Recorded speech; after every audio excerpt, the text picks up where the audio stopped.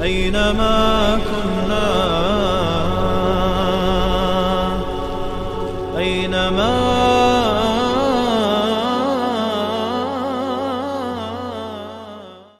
بسم الله والحمد لله والصلاة والسلام على رسول الله اما بعد السلام عليكم ورحمة الله وبركاته.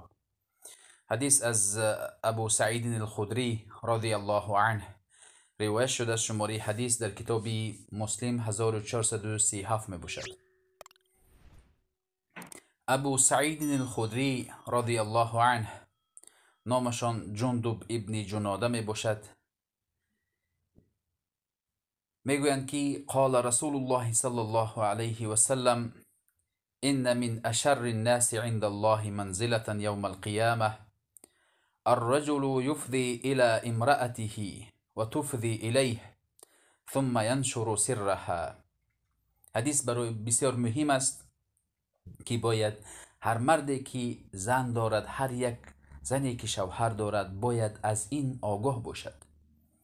پیامبر میگویند که بدترین مردم در روز قیامت همان شخصی است که مردی که با همسرش خلوت میکند، همبستری میشود، سپس از جزئیات همبستریش به دیگرها خبر میدهد که چگونه همبستری میشود. این یکی از بدترین شخصهای در روز قیامت میباشد. و این چنین زنی که و از اون حالتهای خلوت و همبستریش به دیگرها خبر میدهد، این بدترین شخص میباشد. ثم ینشر سرها، و این سری که علاقه خلوت را به دیگرها میگوید. این بسیاری از زنها دیده میشود که زنها به دوستانشان از این حالت خبر میدهند که این یکی از کبیره میباشد. به گناه کبیره مرتکب میشوند و پروا ندارند.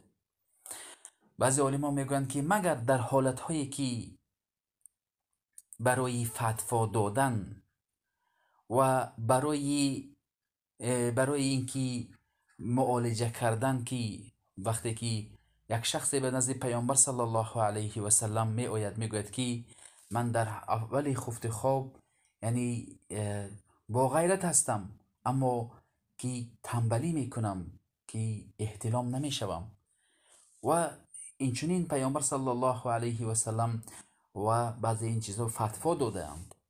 اما که برای دیگرها وصف کردن و خبر دادن این گناه کبیره می باشد. برای معالجه ممکن است که به نزد طبیب بروید که بعضی ضعیفی هایی که انسان دارد مثلا خبر بدهد و معالجه بکند. اما برای اینکه از یک دیگر سیرهای مخفی آمیزش رو به دیگرها خبر دهید، این گناه کبیره می باشد.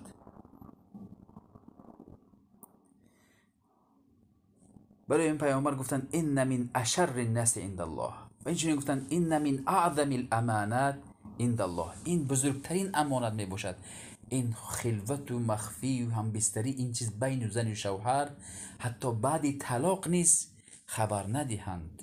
یا اینکه بعضی شخصا میگن که من در یک شب چنین قدر همین قدر مثلا احتلام میشوم. این چیزهایی است که به مروءت یک شخصیت از این چیزها خبر دادن انسان را بخیرت شمرده می شود. برای همین باید مسلمان از این چیزها خبر ندهد. و در قرآن کریم میبینیم که وقتی که در این چیزها الله مثلا راهنمایی میکند، چنان بیان میکند که به ذهن انسان میرسد و انسان شهوتش نمی آید در باره این چیزها. بنابراین پیامبر صلی الله علیه و سلم میگویند که لا تباشر المرأة المرأة فتنعتها لزوجها كأنه ينظر إليها. و اینچنین بعضی زنها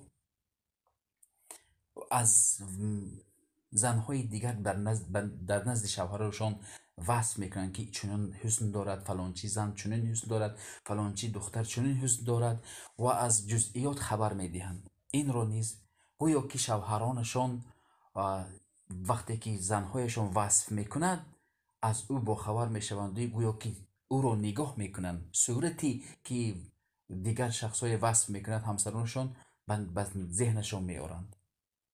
باید این زنها باید از این جزئیات باید خودداری بکنند، به کسی نقل نکنند. وقتی که چنان سخن شد و این سخن رو ببرند و دیگر مسئله رو کشویند. که گناه کبیره، وقتی که گناه کبیره گفته شد، انسان در روز قیامت با این گناه کبیرش عذاب میکشد. این بود شرح مختصر این حدیث. السلام علیکم و رحمت الله و برکاته.